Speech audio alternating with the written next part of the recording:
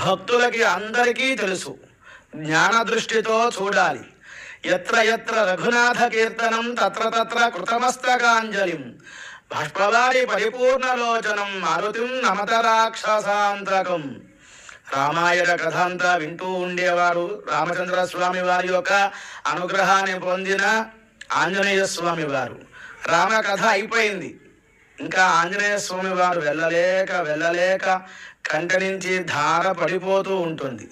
మీరు చూడండి, పారిజాత వృక్షం అని మనకి ఇంటి దగ్గర దేవాలయాలలో కనబడుతూ ఉంటాయి. ఆ చెట్లను గట్టిగా ఊపాలి, పైనుంచి పుష్పాలన్నీ కూడా పడిపోతాయి.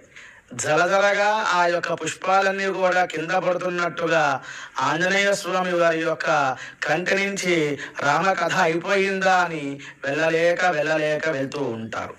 అటువంటి ఆంజనేయ స్వామి వారు వానరులు కదా. ఇక్కడ ఆంజనేయ స్వామి వారి యొక్క వైభవాన్ని మనం తెలుసుకోవాలి. ఎందుకని అంటే వైశాఖ మాసంలో బహుళ దశమి నాడు శనివారం నాడు ఆంజనేయ స్వామి వారు జన్మించారు. పూర్వభాద్ర నక్షత్రంలో అని పరాశర సంహిత చెప్పబడింది. మనకి పురాణాలు చాలా ఉన్నాయి కదా. శృతి స్మృతి పురాణానాం ఆలయం కరుణాలయం నమామి భగవత్పాదం శంకరం లోకశంకరం. శృతి అంటే వేదము, స్మృతి అంటే ఋషులు దర్శించినది.